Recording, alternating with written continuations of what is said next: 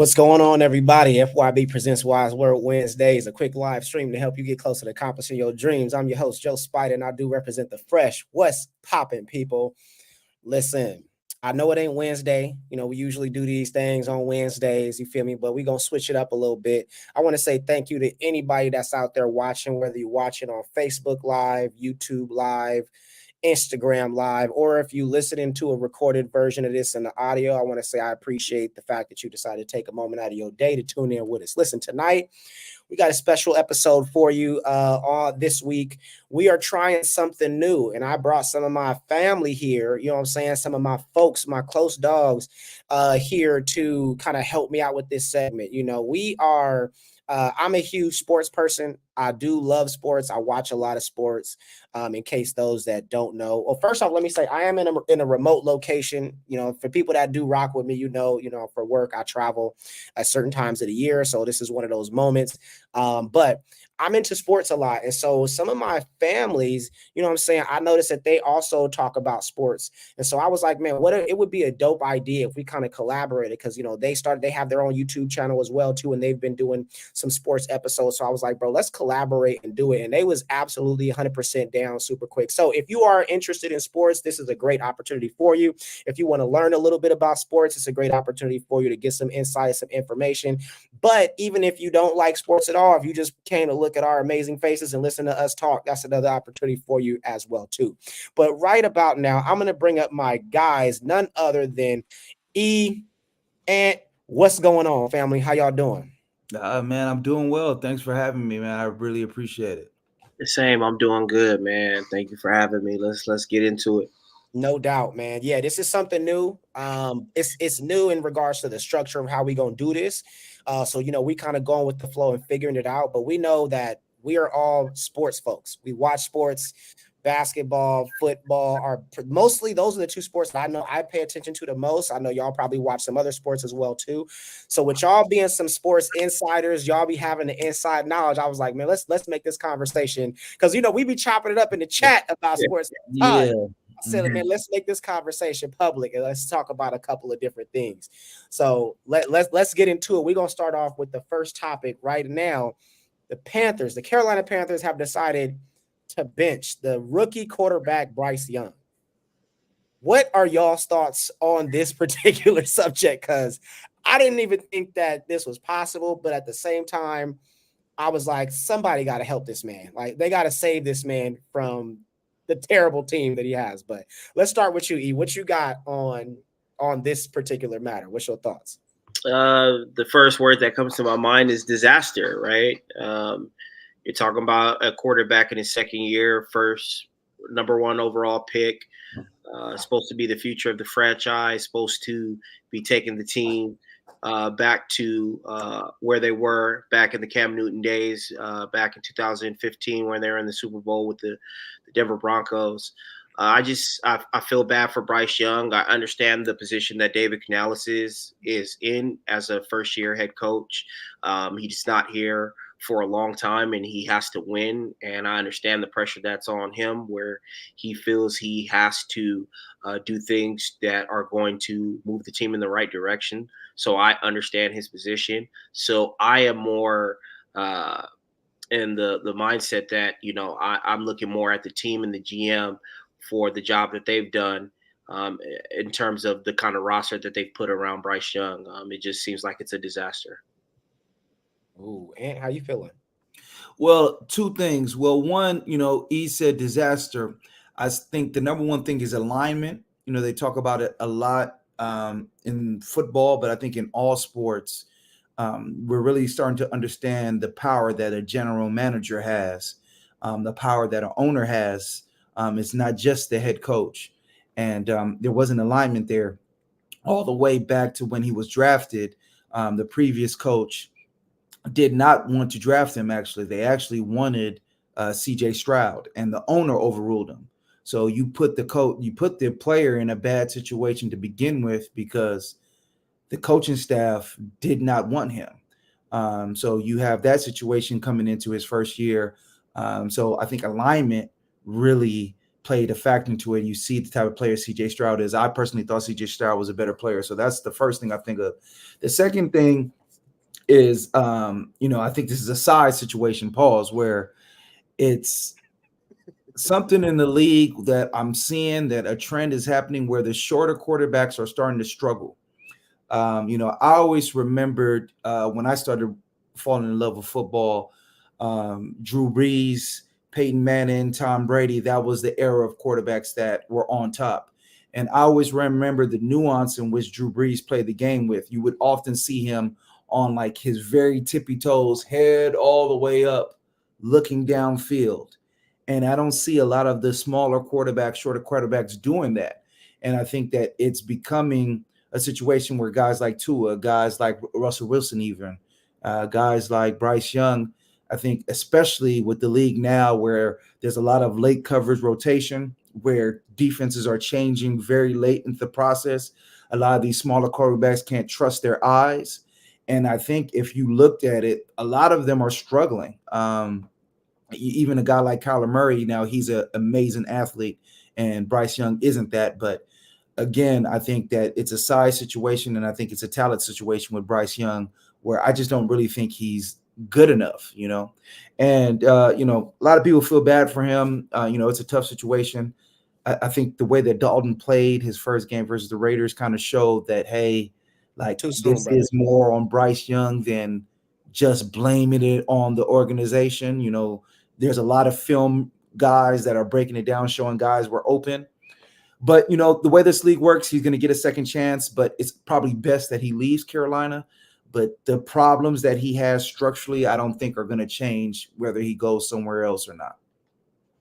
So I guess here's my thing, right? When I first read the news, I thought that they were doing it in a sense originally to like preserve him. Because like, let's be real, this is by far the weakest roster in the NFL. Like they have nobody. They got me out there basically.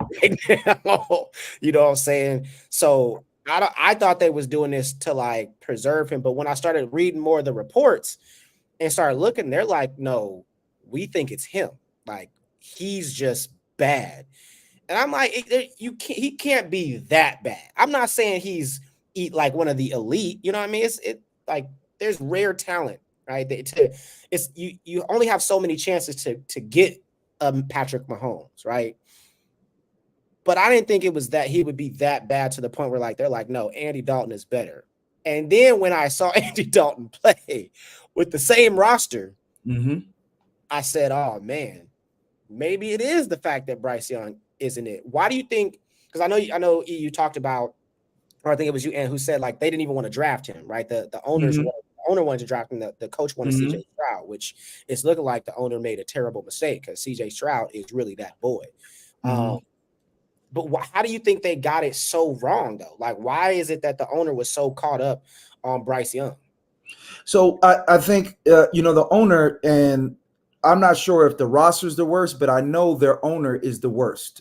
David Tepper is the worst owner in sports. I mean, he's had a situation where he's throwing drinks at fans, cursing out fans.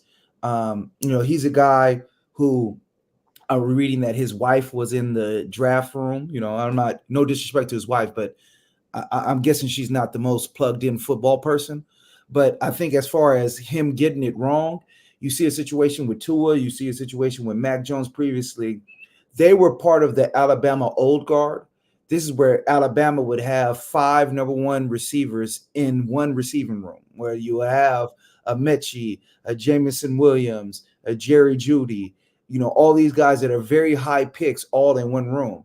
And I think that they actually accentuated what he actually was. The owner was talking about he's a point guard, that he can just get the ball. He puts the ball where he needs to be. He doesn't focus on one receiver.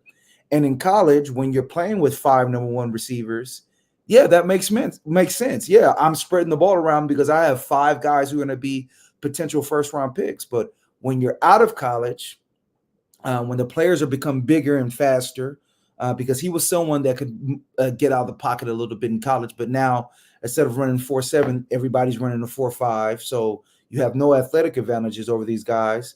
You don't have 5 number one receivers around you. then that quote unquote point guard mentality, I don't even know what that means. But he's not that. So I just think that this was a misevaluation from the beginning. I never really understood why everyone was so high on him.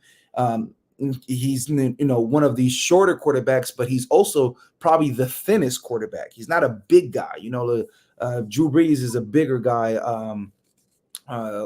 Who else? Even Johnny Manziel when he came out. These are bigger, sturdier guys. For a small guy, he's very slight as well. So I think if you just roll that all up in one, he's going to get another chance. It's the NFL. He's going to definitely get another chance. And people seem to like the kid.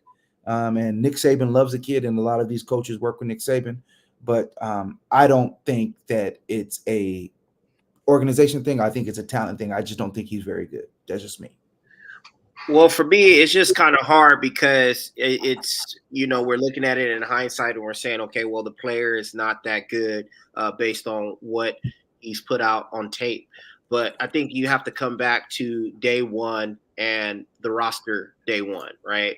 When you start talking about some of the younger quarterbacks in the NFL and their situations with their organizations, you don't really see a lot of teams with young quarterbacks without dynamic receivers or dynamic playmakers on offense. If you just go down the list and you start talking about some of the younger quarterbacks in the league, like we mentioned Tua, there's no way you could compare Tua's offense to the offense that Bryce Young is playing in. You could not compare the offense that even someone, let's say like Will Levis. Obviously, DeAndre Hopkins is not the same receiver he used to be. But if you look at the assortment of players that they have over there in Calvin Ridley, DeAndre Hopkins, Tyler Boyd, Tony Pollard, Tajay Spears, they've given him a lot to work with. So I just believe in this new NFL, you have to be dynamic on the outside. You have to give your quarterback dynamic players. So it's easier now when we go back and we look on film and he's scattershot in the pocket. He's not making the throws that are there. And I also believe that kind of comes from confidence, right? He hasn't been able to build up his confidence. And secondly, he's with another coach and a new system in his second year. They fired Frank Reich last season, which I disagree with. But now you bring in Dave Canales. He has to learn a whole new system. He didn't really play in the preseason. So there's going to be growing pains, especially when you talk about a team that is not really built to win today. I mean, if you look at his counterpart in CJ Stroud is playing with Nico Collins, Stephon Diggs, Tank Dell, Joe Mixon, Cam Akers, Dalton Schultz. He has a plethora of talent and they're dynamic. So I'm not saying that CJ Stroud is not a better quarterback than Bryce Young today. I'm just saying I feel like they set him up for success and they put him in a position where he can go out on the field and be confident in what he's doing and what he's saying. The only thing I say to push back on that is we didn't know Nico Collins was the player that he became with CJ Stroud. Nico Collins was on that team. I think this is his fourth year in the NFL. So no one last year came into the season and said that, hey, Nico Collins is a great weapon. Tank Dell was a rookie last year. I think that the quarterback rose, and with his rise in play, there was a rise in play in those players. So, but even if you look at Chicago and Caleb Williams, right? I mean, Caleb Williams is the number 1 overall pick. They double back in the first round and they draft Rome Odunze. They trade for Keelan Allen. They signed DJ Moore to an extension. They gave him 3 legitimate dynamic players on the outside. And let's not talk about Cole Kmet and DeAndre Swift. So, I mean, the offensive line is not the greatest there, but they've given this kid a lot to work with. And I'm just not seeing the same for Bryce Young. I just take the stance that give him something to work him, let him be confident and let him stay in the system for more than 1 year. And then let's see what happens rather than switch the coach twice in 2 seasons, change the system twice, and then not upgrade the roster. Obviously, the trading of draft picks kind of hindered their ability. That was what I was right about to say. They traded the trading of the draft picks hindered their ability to upgrade the roster. But all due respect to Adam Thielen, Adam Thielen is age 34 going on 35. Adam Thielen's not the same player that he once was. So I just feel like they put him in a position where they didn't do anything to build the kid's confidence, and they put him in a position where he had to elevate the roster and elevate the team. And the reality is he just might not be able to kind of foot that bill at this time. He might not be that kind of quarterback at this time.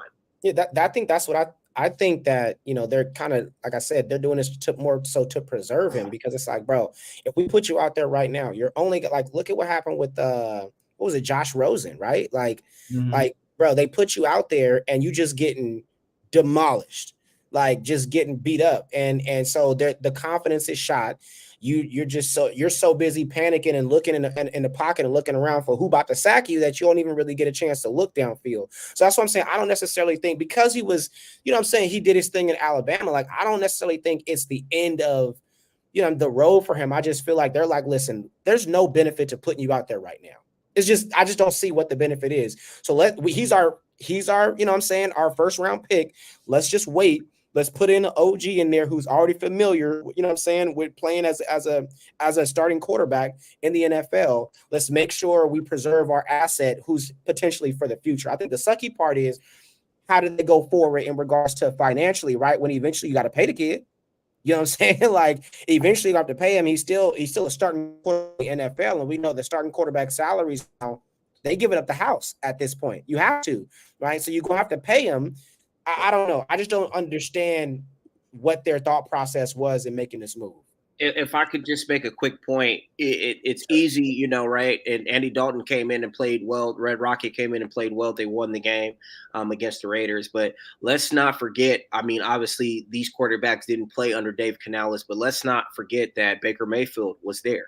Let's not forget that Sam Darnold was there, and they both did not look good as Carolina Panthers. And you see Baker Mayfield with the Tampa Bay Buccaneers having success, went to the playoffs last year, won a playoff game against my Philadelphia Eagles, lost by 8 to the Detroit Lions in a good game. Obviously had a good year last year. We see the success that Sam Darnold's having this year, 3-0 in the early running for the MVP conversation.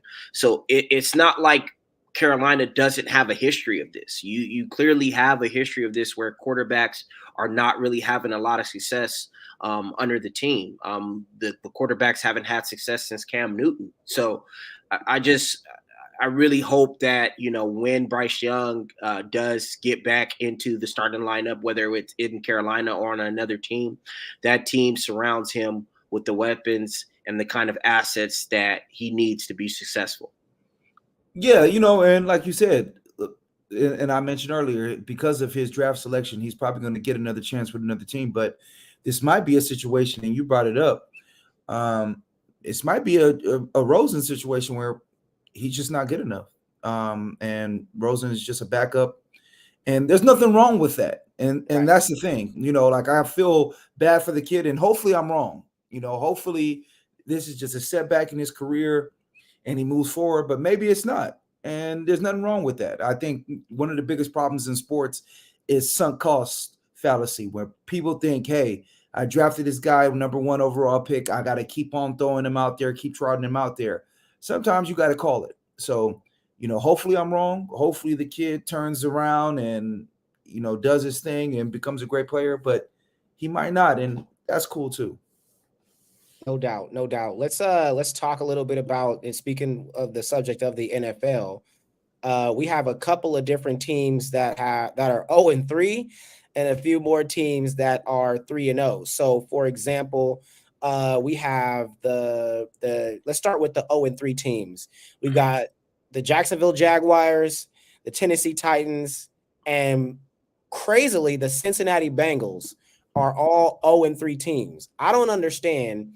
How is it that the Bengals, I can understand, first of all, the Bengals and Jacksonville, those two to me are I don't understand. The Jacksonville got Dougie P, they got Trevor Lawrence. I don't get how y'all are 0-3. But then the Bengals having, Joe Burrow and Chase, I don't get it. So can y'all kind of help me understand how is it that these teams are all 0-3? The Titans, I get it. I mean, they lost Derrick Henry.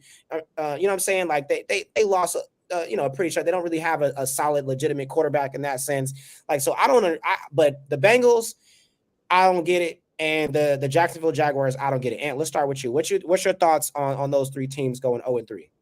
Well, the Titans, I think that's just what they deserve. You know, they ran off, to me, a premier coach in Mike Vrabel, and I think that this is something that's going on in the league where more than anything, it doesn't seem like every team's focused on winning. You know, they're focused on like power struggles and does the coach have the power? Does the GM have the power? And you have a great coach in Mike Vrabel that's out of the league, and you have a lot of coaches who are making terrible decisions every Sunday still in the league. So that's the Tennessee Titans. I'm not really surprised by them. The Jacksonville Jaguars, I am surprised in the sense that you have Doug Peterson, but I think that he has been quite impulsive as of late. The Miami game comes to mind, going for it on fourth down after you had control of the game, kind of swung the momentum a little bit. But in that sense, the number one story of Jacksonville has to be Trevor Lawrence. He has to be a guy who's been paid $53 million annually, who seems like he's regressed. He's lost his last 8 games. This was a guy that they were talking about, another guy that came out of college, generational quote unquote talent. And it should be cooking by now. And it seems like he's only regressing. So that's the main thing in Jacksonville. I think there's been a lot of blown signings. Looks like the number 1 pick of Trayvon Walker, that was a blown pick when Hutchinson was available. And then with Cincinnati, I guess that's the biggest one because a lot of people had them as Super Bowl contenders. I think there was a lot of confusion in the offseason. T. Higgins was upset about his contract. Then you have Jamar Chase upset about his contract. And I just thought that they brought that negative energy to start this season. This is a team that, depends on those 2 guys being explosive. That's kind of how they run their ship. So when those 2 guys are not happy, those 2 guys are not really practicing, they're holding out, they're making comments in the media, that will cost you because all these games they've been in, they were in that Patriots game. They were in the Kansas City game. And then you saw Jamar Chase have this blow up. And I think that that's part of his anger just in general. He came into the season angry. He feels like he was lied to by Cincinnati. And with his contract, at least that's what he said. And T. Higgins feels like he's unappreciated. So when you have your 2 main cogs unhappy going into the season, it's not surprising that you lose close games because, it's a game of inches. So that's my thought on that. No doubt. The 0-3 teams, I think, obviously, I like the Titans to begin the year. I like their roster, and I've liked the way that they've played so far. Outside of the turnovers by Will Levis, I honestly believe that they should be 2-1. Obviously, there's no moral victories in any sport, but the record is what your record is. But going back to that Chicago game, that was a game that I feel like they should have won. And even the Jets game, that's a game that they should have won. They had some careless turnovers by the quarterback. And obviously this is his first full year of starting, since training camp. So hopefully he can clean those up. The 2 that I'm surprised about, obviously, are the Jacksonville Jaguars and the Cincinnati Bengals. These are 2 teams that had aspirations of getting back to the playoffs after missing the playoffs last year. These are 2 teams with 2 highly paid quarterbacks, good rosters, good coaches, 2 coaches who have both been to a Super Bowl. Doug Peterson obviously has won a Super Bowl. Zach Taylor hasn't, but got there, but wasn't able to seal the deal. So it's a little bit disappointing, but I still think that they're both in a position where they could potentially still turn their season around. They do have the pieces on their team. I do think that Jacksonville's defense can turn it around because they have good players. I know they were missing their corner and missing other few pieces on Monday night. But I think that if they don't turn it around, that a few seats could be hot this season. I will say though, I'll give Cincinnati a little bit of a break because of that Kansas City game. I do think that they pretty much had that I think they had that game up until that pass interference, which was a legitimate pass interference. I'm not going to lie and say that it wasn't. It was a clear pass interference, so I understand that. But so I'll give them, they technically shouldn't really be 0-3. They should be, 1-2 at least. But I just think if you have a quarterback like Joe Burrow and you have 2, top of the line receivers, I just don't understand how you don't get those wins. In regards to the Titans, listen, those interceptions are terrible. Let's be real. You can't throw a pick six like that. That is out of bounds.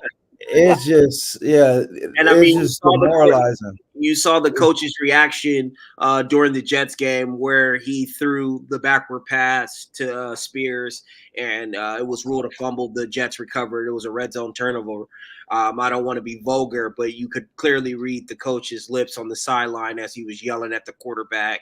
He asked him what was he doing. So you clearly see that he's turning over the football at a high rate, and if not for that, they could be 2-1 right now. So hopefully he's able to kind of turn the fence and stop turning over the ball in critical situations like that. Yeah, he's just another guy where I think that the scout was wrong. I didn't think he was a good player. I've been watching a lot of college football, maybe 4 or 5 years, and I won't say that I'm one of these, amateur scouts that puts draft breakdowns on YouTube or on Twitter or anything like that. But I do watch these guys play, and he was someone that never really impressed me. I didn't understand, why they went all in. I guess he is the reason why Mike Vrabel is not the coach there, because Mike Vrabel did not believe him, while the GM did believe in him. So I just think that if you watched him in college, he was very careless with the ball as well. He's almost like Jordan Poole type, where those type of players, when they make those crazy decisions and it's just a thing that they do, I don't think it's something that you can get over. I think, we used to call it can't get right. There's just a player, they just can't get right. Like, I just don't think he can get right. Like, this is what he does. If you go back and look in college, crazy interceptions, he's just, even the way that, his physique, a lot of people said if you see him, like, he's just ripped to shreds, and that's cool. But like, as a quarterback, you're supposed to be bendy and flexible. And a lot of people didn't like his interviews, thought he was arrogant.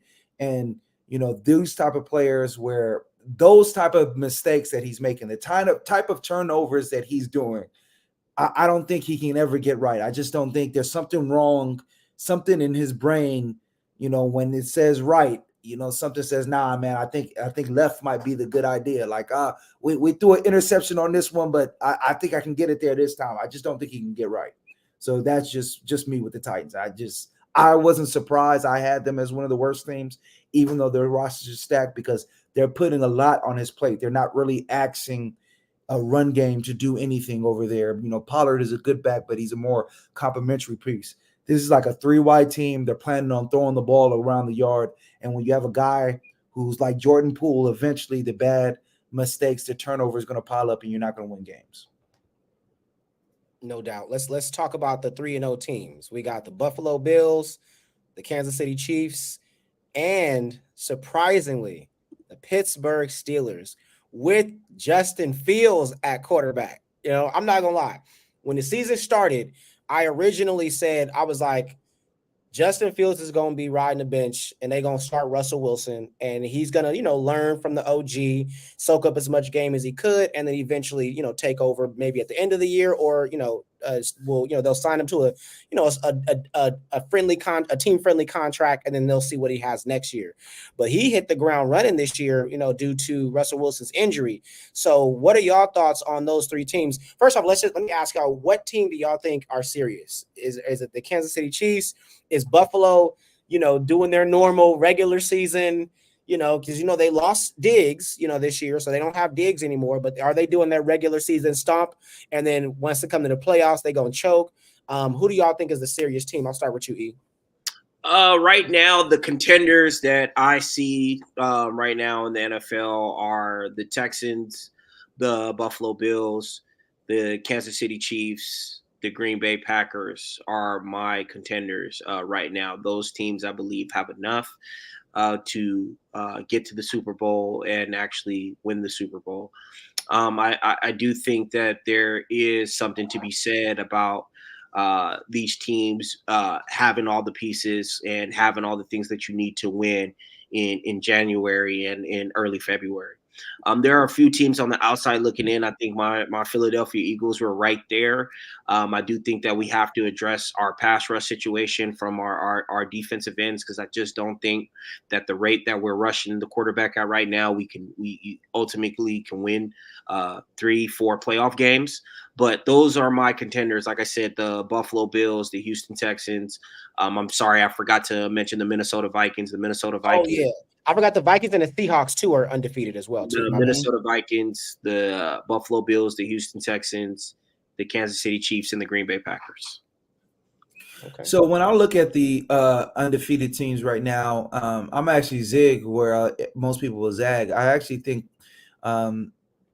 that they're all contenders besides the Seahawks and actually the Bills. I don't think the Bills have actually played anyone of merit. I do think that offensively and defensively, they've lost a lot of pieces. I think that Josh Allen is kind of holding it together, but once the schedule stiffens up a little bit here, the next couple of weeks, I think they're going to probably take some losses.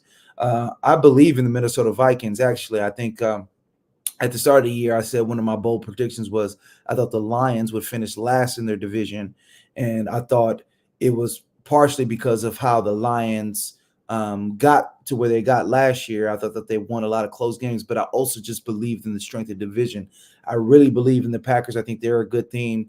Now the Bears are kind of letting me down, but we'll see if they catch wind here. But I really believed in the Vikings. I love their defensive coordinator. I think Flores is the best defensive mind in the business right now. His blitz concepts, Shanahan, who's one of the great offensive coordinators in the league, McVay, and just recently CJ Stroud and Bobby Slowick, they said his blitz schemes give a lot of problems. He is one, he showed me a coverage I've never seen watching football for almost 20 years, where it was I believe it was Thursday night football. And he just had 7 guys right across the field, all lined up at the same depth versus the Ravens. And that was blitzing guys, dropping guys, and it just gave Lamar Jackson the blues. And I just remember thinking, like, I've never seen this before. And there's a lot of coaches that coach in the league that are called innovative minds, but there's very few ones. And I think he is truly innovative with that defense. And then offensively, you have mentioned Sam Darnold is doing his thing. He's a guy that always had a lot of talent, but I think with the coaching that he's receiving now is really taking off. So I actually think of the 3-0 teams, the ones that I don't believe in are the Seahawks and the Bills. I believe in Pittsburgh, Mike Tomlin doing his thing there. It looks like Justin Fields is getting very comfortable. The offense is very schemed. Obviously, Kansas City doing their thing, but I think the Bills and the Seahawks are the ones that are probably going to fall back here a little bit. I want to give the Lions some credit too, because I feel like they should have won that game. Their only loss this year, they should have won. It came down to, that last play, they just couldn't get that first down to kind of get in the end zone at the end there.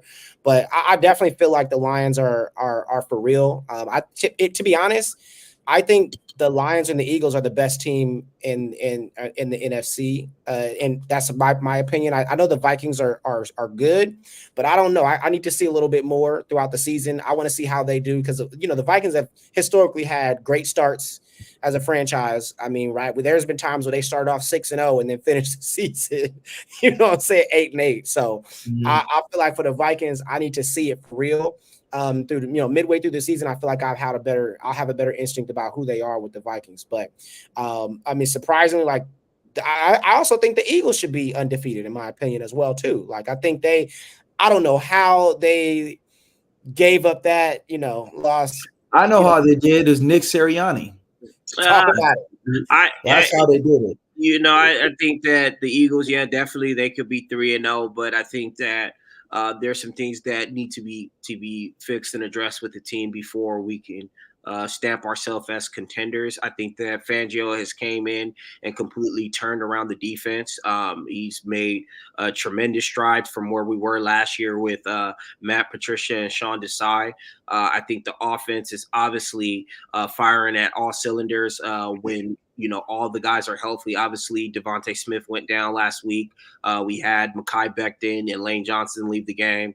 Devontae Smith went down with the concussion. So we when we have our full slate, our whole team there, I think that the offense is going to be firing on all cylinders because of that big play ability that Saquon Barkley brings to the team. But again, it just is going to come back down to the defense. I just think that when you start talking about late December, January and early February games, you have to be able to rush the passer. You have to be able to pressure the quarterback. So if we cannot pressure the quarterback and get there and cause the pocket to move and disrupt the timing and rhythm of these offenses, it's going to be hard to win, 3 or 4 playoff games in a row. In regards to, I know you said you had the Packers as serious contenders. They don't have Jordan Love for like another 2 weeks, right? So you still think their record's going to be pretty decent? Because you see that Matt LaFleur is a great offensive coordinator, a great offensive mind. He's gonna put Malik Willis in a situation where he's gonna be able to succeed. He's not gonna ask him to do much. Obviously, they signed Josh Jacobs away from your Raiders in the offseason, and they have put him to great use. Obviously, they lost Aaron Jones, but you see Jeff Hafley, their new defensive coordinator. Their defense has kind of done a 180 from last season.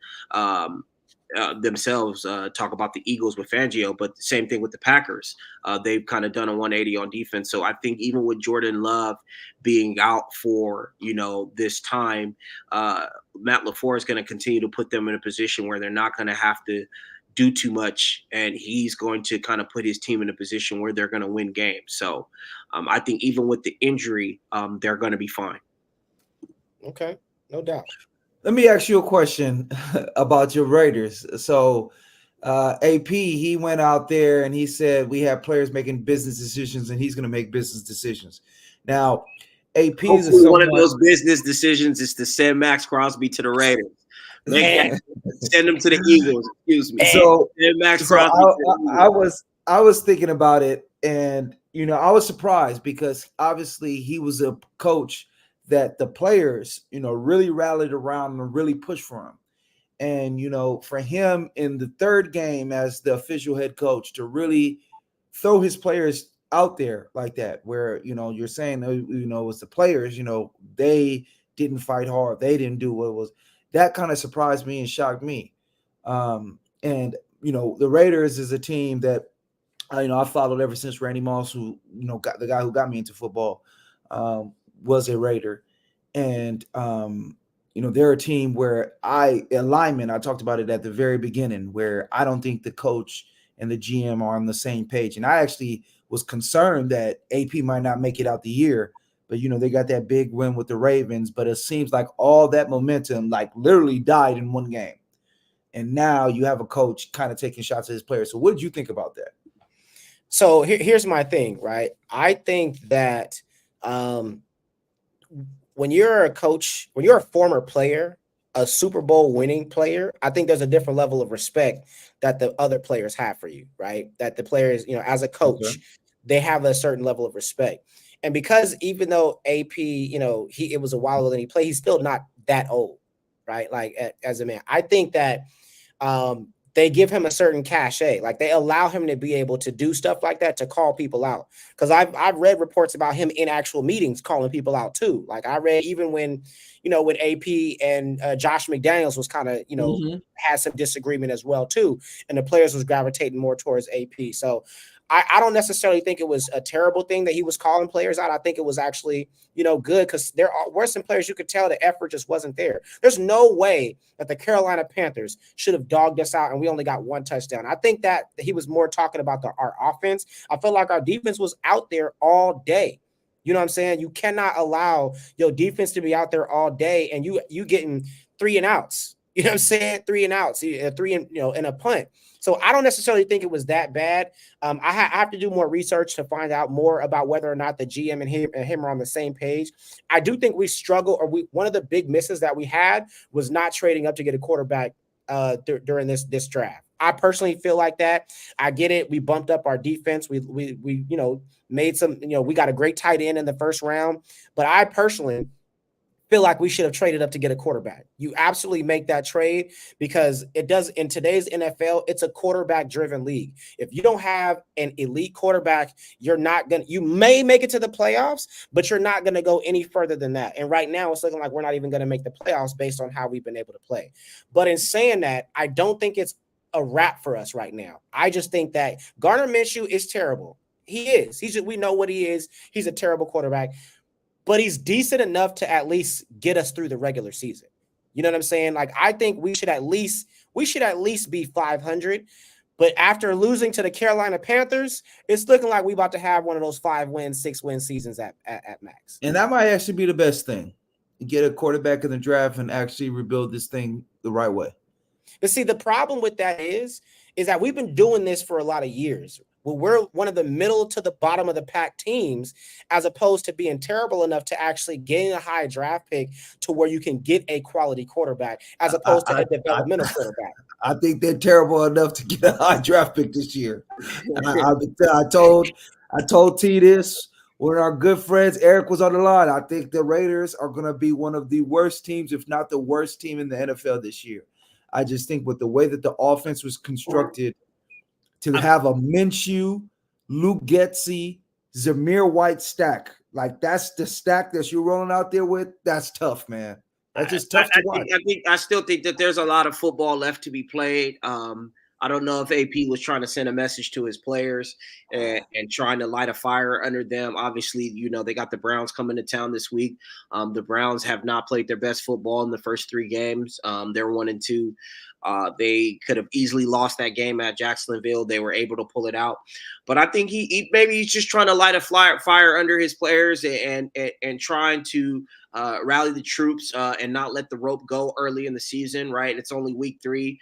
And, some people might have the mindset of, oh, hey, AP, why are you calling out your players so early in the season? Maybe because he probably sees it as, hey, the time is now. We can't let the rope go. We can't be losing games like this in this fashion at home. So I would say let's give it some time. I just want to see what happens. I mean, obviously, I've seen Gardner Minshew as a Philadelphia Eagle fan. I know that the roster and the team has to be built a certain type of way for him to have success.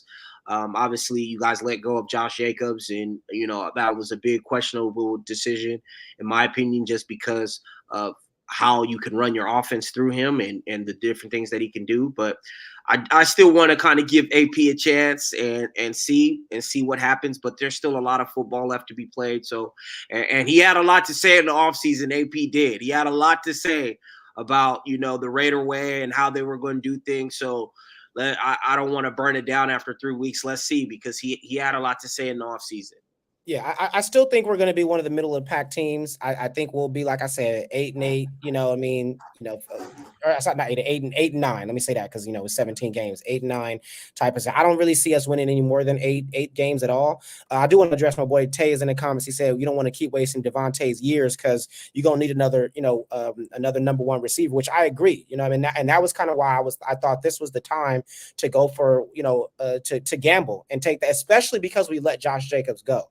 I think if we still had Josh Jacobs, I think, we could have been able to do something a little bit with Gardner Minshew because our run game would have been, kind of for defenses to prepare for. With us not having an elite running back, not having an elite quarterback, and then, our DBs are definitely struggle as well, too. I just don't see how we're going to have a successful season in that sense. But to me, like I said, we'll see. I still see us being around 500, around 8 or so wins. This loss was was a tough one because this was one of the ones that I was like banking on us having. You know what I mean? Like I assumed that we were, but I will say I was also going to assume that we were going to lose to Baltimore. So essentially, we just flip-flopped, right? We lost to beat Baltimore and lost to Panthers. It would have been the same as if we beat the Panthers and lost to Baltimore. So we have the same, similar record in that sense. I just think this was a big blow for the morale as a team because the Panthers are terrible. We know the Panthers suck. They're probably going to have a top 3 draft pick this year. I just was frustrated that we lost that game. I don't mind losing to an elite team. Yeah, and I get it. Blessing in disguise because that might decide the number 1 overall pick. No, man. But I get it. But right, man, you got to start putting some respect on my Raiders, bro. Listen, man. We got to say what it is and what it isn't. But we talked about wasting Tay's years. Devontae Adams shouldn't be on this team. No, but it doesn't make sense to have him on this team. The thing about it is, we say that, but at the end of the day, if they beat Cleveland, you're back 500. You're back 2-2. You're going to be right back in the pack where a lot of the other NFL teams are at. Am I saying that the Raiders are going to go win the Super Bowl this year? Probably not. Are they going to be a playoff team? That's yet to be seen. But I think what most Raider fans, at least from the ones that I've talked to, are kind of looking for progression. They're looking to see the team move forward, right? It seems like when Josh McDaniels came, there was a lot of hope for what could have been. Obviously, after one season, he sent away Derek Carr, sent him to the Saints, brought in Jimmy Garoppolo, and the wheels came off really badly in that situation. But I think people are looking for progression. So, like I said, it's still early in the season. I'm not saying that the Raiders are going to win the Super Bowl or they're going to be a team that makes this crazy run. But I do want to give AP a full season to see how it shakes out. I really do. I think we shouldn't even be like APs should not be on the hot seat until at least 2 years under his belt. And I say that again because of look at the roster you gave him. You got rid of your starting quarterback. You got rid of your starting running back. I don't think it's fair to say like him to be in the hot seat this year at all. You have Gardner Minshew as your starter. The only thing that I would say, you guys, the Raider fans that are talking like 500, if I'm right, and you guys are the worst team in the league, people are going to say, oh, well, we took a step back from last year. And then people are going to start looking at AP and say, hey, he's never been a coordinator. He had the smoking cigars moment and it was nice, but let's go get a real coach. Let's go get a Mike Vrabel. Let's go see if Bill Belichick will work for us. And when I talked about alignment, I think it's always dangerous in the NFL where you have a head coach that was not hired by a general manager. So Telesco was brought on after AP was hired. Telesco is going to want a guy that he can work with. And let's say I'm right. Let's say because the Raiders have Cleveland next. Okay, we're not getting a top 5 pick. No. Just hear me out. The next games after Cleveland's at Denver, Pittsburgh, Rams, Kansas City, Bengals. All right, I'll say this. You can lose all of those games. No, listen. No. Just hear me out on this. Les goes in the booth and he's looking at AP. He's looking at Davis. He's like, man, he ain't never been a coordinator. You're not losing those 5 games. He was never a coordinator. Listen. But we always play good against the Chiefs. That's a fact. We always play good against the Chiefs. Okay, Denver is trash. We're gonna beat Denver. Pittsburgh, don't get me wrong. Pittsburgh is playing well, but we still have a good shot to beat them as well too. I don't want to say. You see this? You see all this stuff that he's saying? I lose all these games. I see, but I think at the same time, right? I want to see at least you're 100% right? If the GM and the coach are not in alignment, it makes it tough. But I think that I just want to see how the defense performs because that's AP's that's supposed to be what he hangs his hat on, right? And giving up 30 plus points to the Panthers at home is not, it's not really acceptable. Yes, the offense wasn't able to move and do things, but still to give up 30 points to Panthers at home. When your defense is supposed to be your calling card and the thing that you hang your hat on is not really the best look. But like I said, it's a long season. We'll see what happens. But I think for the situation that the Raiders are in, they're in a situation where there's not really a clear direction, whether you guys are rebuilding or you guys are trying to go to, it seems like they're kind of stuck in purgatory right now because you have one side of the fan base saying, hey, burn it down, let's start all over. And then you have another side of the fan base who is saying, hey, no, we can get to the playoffs. We can win 12 games. We can win 13 games. Obviously, that has nothing to do with the ownership and what the GM thinks. I would love to know what they think. Obviously, we're not in the room with them, but I want to know, do they think they're a playoff team? Do they think that their roster is good enough? Because like I said, it seems like the fan base is split. One half of the fan base will tell you, hey, they should tear the team down tomorrow and start all over. But you have another part of the fan base who's saying, hey, no, this roster is good enough. We have enough players. We can win 12 or 13 games. This is not something I made up. Obviously, both of you guys know that there are fans who feel like 13 games is doable for this team. And they're insane. I'm gonna tell you that now. They're absolutely insane if they think this is a 13 win. You're telling me that we already have 2 losses. I'm sorry, 13 we'll wins see. is out. But let's talk about one of the highs for your Eagles, man. E. Saquon Barkley was an absolute steal at this point. It's looking like that might have been one of the best deals that happened, this past offseason. What are your thoughts, man? I mean, he's running with a lot of juice right now. I mean, obviously, he's always been an explosive player since coming out of Penn State. He's always been that kind of player. The offensive line, obviously, there was a lot of question marks with the departure of Jason Kelce, but obviously Cam Jurgens has stepped in and played well. There was another question mark on his right side with Mekhi Becton and Tyler Steen. There was that battle in camp. Obviously, Mekhi Becton came out on top. But so there were some question marks along the offensive line, but obviously the offensive line has played well in the first 3 games. The offense looks spry. Obviously they missed A.J. Brown the last game. So that was a little tough. But overall, I still think that the offense right now, when all their pieces are healthy, they're going to be firing at all cylinders. They're going to have enough, and they're going to do enough to be in every game. I still think that there are still some plays left on the field by the offense that can be made, but overall, they're looking great. I just think the defense, when you start talking about the secondary is playing well. Big steal in free agency was Zach Bond. Obviously, they saw something there. Our beat writers were talking about Zach Bond all the way since the summer. He's been on an absolute tear for the team. I just think the big question mark right now is the pass rush. Can the pass rush come alive? Obviously, Josh Sweat has been a great player for us, has done a lot for us, been a big-time pass rusher for us, made the Pro Bowl. So hopefully, he still has something left to offer. I know he's coming off an injury last year, so I kind of want to let him get his legs under him. And everybody's down on Bryce Huff.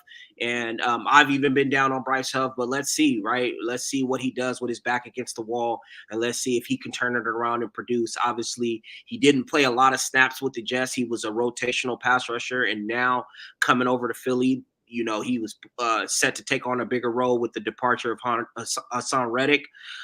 He didn't play as many snaps as he probably would like last week. He only played 18 snaps. But if they can get that pass rush together, I think that this team, you can find them back in the NFC Championship game, knocking on the door for a Super Bowl again. I'm not gonna lie. My homie Tay said, he said the Eagles gonna lose to the Cowboys. I doubt it, but we'll see. The Cowboys are not looking too hot themselves this week. I think that they need to focus on Malik Neighbors and the Giants. They said you need to start. He said you need to start the Eagles podcast with all the optimism you provide. We got the Giants coming to town. I mean, the Giants look good just last Thursday or last Sunday in Cleveland. And, obviously they won the game. But if you go back even the week prior when they lost to the Commanders on the road, their offense looked good against the Commanders. They had a untimely fumble by Devin Singletary in that game. If not for that fumble, they might have won the game. So the Giants are looking good. So to all the Cowboys fans out there, don't worry about us right now. I think you should definitely focus on Malik Neighbors and that pass rush because it looks like they got the pass rush going last game. They had about 6 or 7 sacks. So I would be worried about Brian Burns, Lawrence, and Kayvon Thibodeau coming to town. No doubt. And any teams you want to shout out about high highs or low lows before we go into the final section? No teams in particular. I would just say, just in general, with the NFL, scoring is down. A lot of upsets, and a lot of the upsets are because of the fact that these quarterbacks, the Joe Burrows, we haven't had it with Patrick Mahomes, but a lot of the top quarterbacks have not played up to par. So I don't know if this is because teams are not playing the preseason and they need to get back to playing preseason, but quarterbacks are not. I think we've only had 2 guys throw for 300 yards. The past games have really struggled to start the year.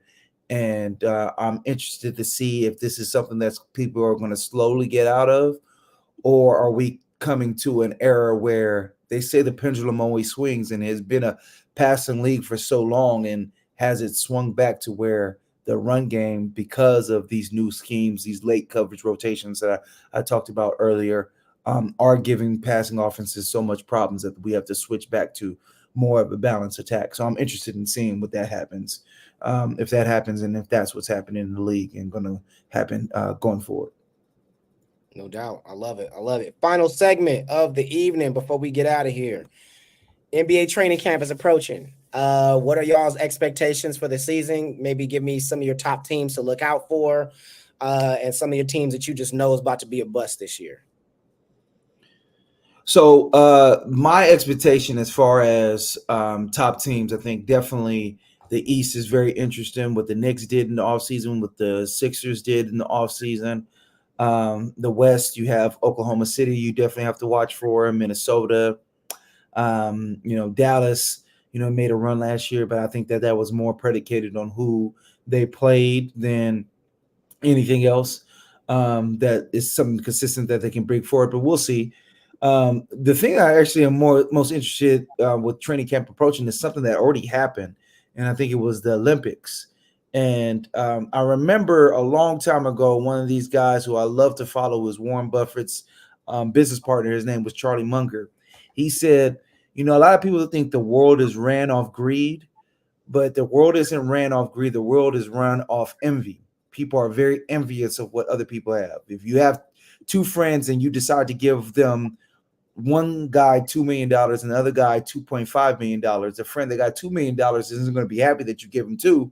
He's going to wonder why he got less than the guy that got 2.5. I say that to say the Olympics kind of showed levels. It was like a coming out party, or not even a coming out party, almost like a retirement party for LeBron and Steph and KD. Like, oh, these guys are so great. They've carried the NBA on their shoulders for so long. And then you had a situation where Jason Tatum didn't play as much, and of the young guys, it only seemed really like Anthony Edwards and Devin Booker did their thing. And I think a lot of that's going to carry into the season.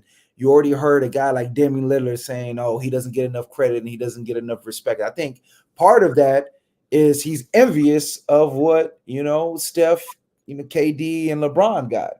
And then you have a guy like Jason Tatum who's won a title, but he's kind of envious that, hey, I didn't play as much as people thought I should have played in the Olympics.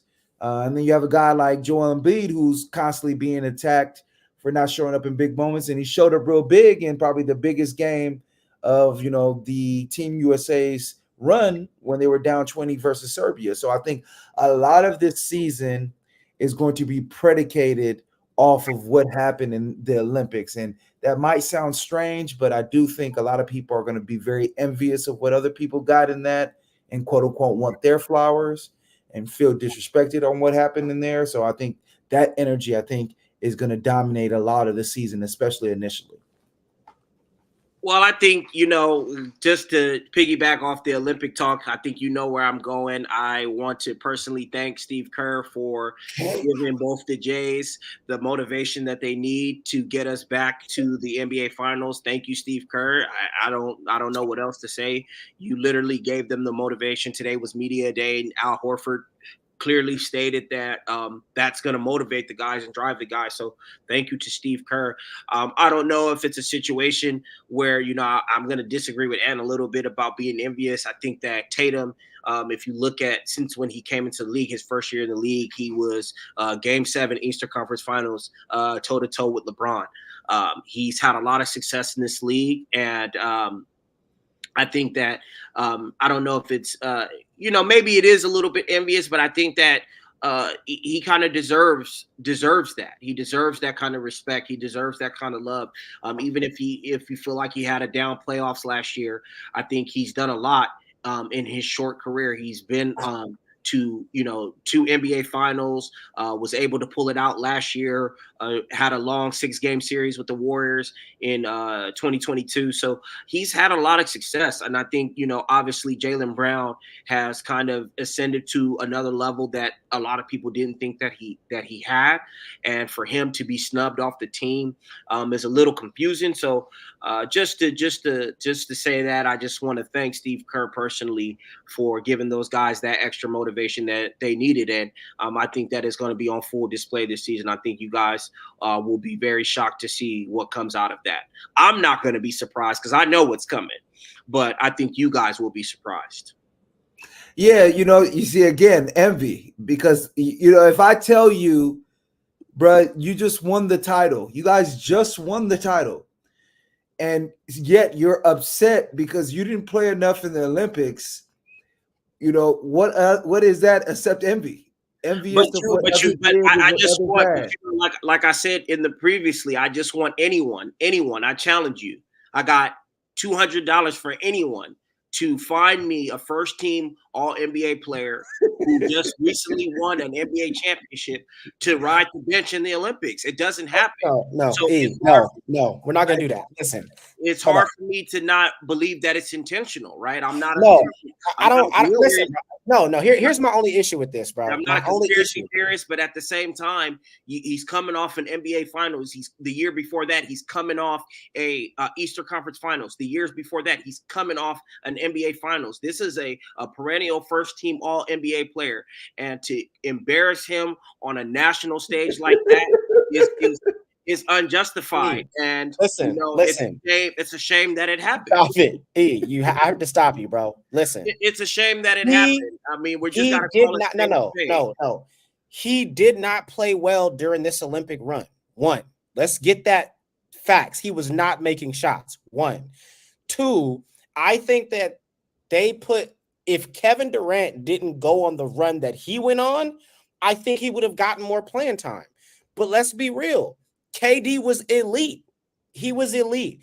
When it come down to fit, I was one of the first ones in the chat to say Jaylen Brown should have been in the Olympics. I don't know why he wasn't. I don't know why they selected Kawhi over him in the first place. And then the fact that, when he went home, they went and picked up Derek White, I think is a travesty. But when it comes down to to Jason Tatum, he was not snubbed. He was not robbed. He did not deserve the playing time based on you. And the way it worked was based on who they were playing against. He was not a good matchup against Serbia, which is why he didn't play. You know how crazy it would have been if Jaylen Brown and Jason Tatum was sitting? Oh my God, they would have lost their mind. I'm happy Jaylen Brown didn't come, because I don't think Jaylen Brown would have kept it PG. He wouldn't have been. He might have left the bench. He might have stayed in the hotel. I'm not going to play anyway, so I might as well just stay. He might have caused a ruckus. So it's good. When you say stylistically, hey, it wasn't in the cards for Jason Tatum to play. If you look at the game versus Serbia, when they were down 15 in the third quarter, the end of the third quarter, Jokic is on the bench, and Steve Kerr is electing to play a two-big lineup. He's playing Bam Adebayo and Anthony Davis, right? And you're talking about playing two bigs who are not getting a lot of paint touches. So what is the purpose of that, right? Is it for defensive purposes, or is it for offensive purposes? Because you clearly saw that Bam Adebayo shot a corner three. So if you're telling me that Bam Adebayo is more suited to shoot a corner three than Jason Tatum is, all love and respect to Bam Adebayo, because he's a great player. Everybody on the roster are great players. They're all superstar players. But to say that he should be in the game in that moment over Jason Tatum, it just doesn't really make sense to me. That's not what I'm saying, bro. If Jokic is out the game and you're elected to play a double big lineup, it just didn't make sense to me. But again, I'm more of the thought and the thinking that, hey, thank you for the motivation, because that's what it's insane to me that you can go undefeated on your way to an Olympic gold medal and people complain so much that you lose your job. That is crazy to me. No, but let me ask you a question. It doesn't matter at the end of the day about how close the game was. And let me ask you guys both a question. It's a yes or no question. I don't want no. We don't need no explanations. I just want a yes or no answer. Would Steve Kerr have sat Draymond Green and Klay Thompson in their primes if they were on the Olympic teams? No. Thank you. But I would say that they're both better fits. They both would be better fits than Jason Tatum with Klay. Based on what? Because you have Kevin Durant, brother. They're the same role. It's the same role. Well, we're acting like this is NBA 2K where we turn fatigue off, right? No, everybody. No, you're acting. No, I get it, but you're acting like he's not playing the whole game, bro. It's the Olympics, bro. It's the best of the best of all the NBA. You see what I said? You see what I'm saying? It's you would think somebody's gonna have to take a shortcut. It's the NBA regular season about to start. I'm telling you, there's a lot of guys. There's a lot of guys who are upset by this Olympics. They're upset that they were not on this team. They were upset on their roles. Some of the guys who are on this team are upset with the roles on this team. It's going to linger into the season. Definitely. For me, it's just the constant disrespect. It's just the constant disrespect. It's just at a point where it's kind of unbearable at this point. You know, Jaylen Brown is not making all NBA teams. We go to the finals, we win the finals. They say, oh, you didn't play anybody, even though we beat Dallas in 5 games. We beat them handily in 5 games. With Kristaps Porzingis being injured, we still beat them in 5 games. You go to the Olympics, Tatum has to ride the bench. Jaylen Brown doesn't get an invite. I mean, it's just at a certain point, where does it stop? Where does the disrespect of this team stop? It's been for years. It's been constant. At this point, it's unbearable. Jaylen Brown doesn't get the kind of respect that he needs to get. You see a list of the best NBA players, and somehow Tyrese Halliburton is above him. It's at a point where the disrespect is just very high, man. It's very high. It's unacceptable. All right, motivation. Let's see it. I just want to thank Steve Kerr.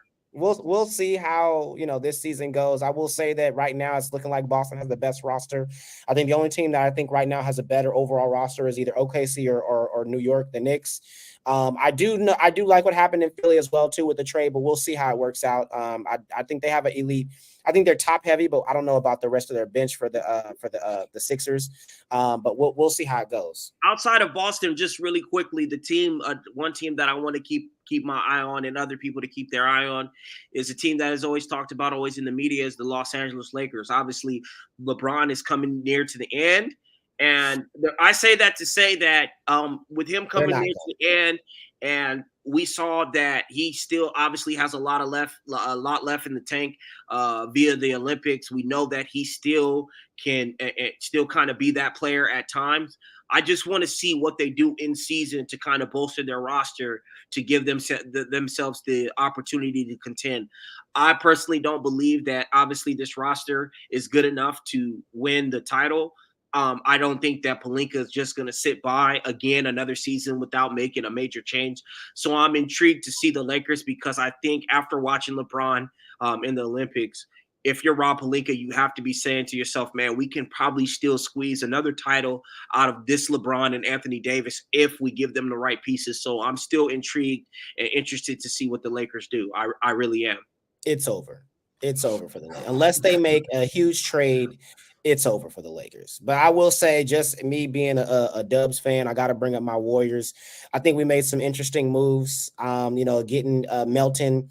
I definitely think Ryan Anderson was another huge pickup. We're still figuring things out in regards to our roster. Rest in peace to Andrew Wiggins' father who passed. But I'm hoping that now that has been kind of that chapter is closed in his life, I'm hoping that now he can kind of focus more on basketball. He was having up and down issues because his father was kind of dealing with health issues for the past couple of years. So I do think that this is an opportunity for us to be able to revamp our roster. I want to give a big middle finger to the Los Angeles Clippers because they hated on us getting Paul George. We were supposed to get Paul George. They hated. So huge middle finger to you, to the Clippers. I'll be going to that arena at some point and I'll be booing every single one of you every single time that you touch the ball. But I think for us, it'll be interesting how it plays out. We got some good youth. Brandon Pajemski, Trace Jackson Davis. We're expecting them to have a better year, to improve themselves. Also expecting Jonathan Kuminga to have a standout. But don't be surprised if the Lakers make a big move. If the Warriors make a big move mid-season for another star as well too. We know that Steph Curry has a lot more left in his tank, a couple years, maybe about 2 to 3 more years of this style of play. He just got signed to an extension, so he's now signed for the next 3 years. So I do think we have some opportunity to make some moves right about now. I see us as about a first-round exit playoff team, probably in the 7th or 8th seed. First round exit, potentially get into the second round, possibly, but I think not without some trades or unless we perform well. It's all about health. If everybody stays healthy, if Melton can actually stay healthy for the year, I think we do have a good lineup. And if Kuminga has a breakout year and he's starting this year, I think we'll be fine. You mentioned a trade, and one move that I'm looking out for, and I really think it makes sense for both sides, is Kawhi Leonard to the Warriors. And I know you just gave him a big middle finger. You might want to put that back. I think he makes a lot of sense for the Warriors. I think he lines up with the trajectory of your remaining stars with Draymond and Steph. I think that obviously the Clippers are probably going to look at this season. It's already come out that he's probably not going to play in training camp. They're trying to get the swelling down. He just does not fit on their team. The way that I said that Devontae Adams at his point in his career and where the Raiders are at doesn't fit there. Where Kawhi Leonard is now, that Paul George is gone, now that his running mate is James Harden with a bunch of ragtag players attached to that, I think a trade for a guy like Jonathan Kuminga makes sense for both sides. And I think that's something that is going to get brought up and something that could possibly happen towards this year. That's something that I think people should look out for. It sounds crazy. What about Phoenix? Right, if the wheels start to come off. Nice, sorry, man. If the wheels start to come off and they're not, KD? Is KD an option for the Warriors? Do you guys think KD is an option? Absolutely. I don't think so. I just think the way that he kind of burnt it down the last time he was there, it seems like him and Draymond still have smoke. Draymond's kind of took shots at him. So I think it would just make him feel uncomfortable. And I think, right now, I think he just wants to be comfortable and happy where he's at. I think he could get traded. I just don't see it there. I think Kawhi Leonard, if you really think about it, it makes a lot of sense. He lines up to where that they can kind of stash him. You don't have to trade much to get him. You can put Kuminga and a first-round pick. And for the Clippers, that's something for them, to kind of move forward. You're absolutely not. Why not? Kawhi is hurt every year. I would not trade a 21-year-old potential all-star in the future. Steve Kerr doesn't play him. You just said yourself. He didn't play him in the first half of the season. He was starting the second half of the season, and he averaged about 20 points a game when he started. I would just like to add that Kuminga's fan base and his camp was feeling the same effects that Jason Tatum was feeling. And they were able to announce themselves. Yeah, they don't like him. Make it public. So again, and you saw when Kuminga got that playing time, we saw what happened. So this is not the first time that Steve Kerr has done something like this. Listen, I think again, Kawhi I think he's a great player. He definitely, top 75 when he's healthy, but the problem is just his health. And they just signed him to an extension. I think that would just be a ridiculous, trade for us to add another old player, injury-prone player to already an older team. I think we're good with the youth that we have. Kuminga, Pajemski, Trace Jackson Davis. I think we're good with going forward with those guys in the future and just hopefully they're able to do enough to us. I think if we were able to get like a Lauri Markkanen, then I would have been okay with possibly trading somebody like Kuminga for him. But I'm definitely not trading Kuminga in a first-round pick for Kawhi Leonard. I would be willing to trade Brandon Pajemski and a first-round pick possibly for Kawhi Leonard, but not Jonathan Kuminga at this point. I just think we need to see a full year of Kuminga starting before we try to do a trade like that.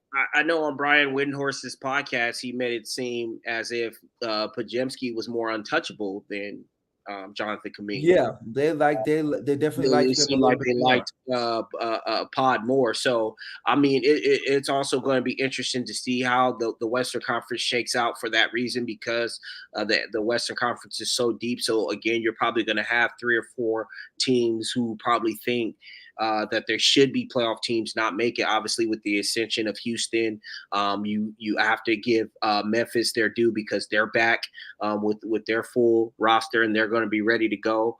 I'm not sure where the Spurs are at, or whether they think they're a playoff team, whether they're going to be trying to get in the top 10 for the playing game. So it's going to be very interesting to see for teams like Phoenix, the Lakers, and the Warriors. Do they stand pat if they're somewhere in that 7 to 10 range where they're dancing with the play-in again? Do they make a serious move to shake up the roster and start to build for the future, or do they make a serious move to kind of push them up in the ascension for contender status? No doubt. No doubt. Man, this has been some good conversation.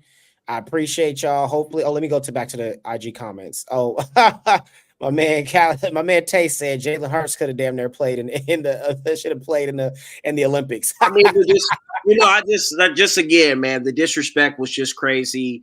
It was uncalled for. I personally want to apologize to Jason Tatum because he should have never suffered public embarrassment like that. And just, thank you again to Steve Kerr. He also said the Warriors are a true center away from a championship. I do think if we had a better center, a true center, I think we would be closer. I don't know about exactly a championship just yet, depending on who that center is. I think if we had like somebody like Jared Allen, I think that would work perfectly for us, and we could have really did some damage. But we'll see how it goes this year. I did read the reports about the Windhorst and everybody talking about how Podziemski was more untouchable. I think that was specifically talking about in regards to the Lauri Markkanen trade because they wanted Podziemski, they wanted Kuminga, they wanted 5 first-round picks as well too, and they were like, no, if we're going to give you all these picks, you either get Podziemski or Kuminga. And I think for this particular trade, they were willing to give up Kuminga because it fits better with our team if we had Markkanen. But that's why that was just for that. The Warriors are not like we're willing to give away Kuminga and we're not willing to give away Podziemski. I think for the right trade they would, but just for Lauri Markkanen's purposes and the Jazz, they weren't willing to give up both of those for him.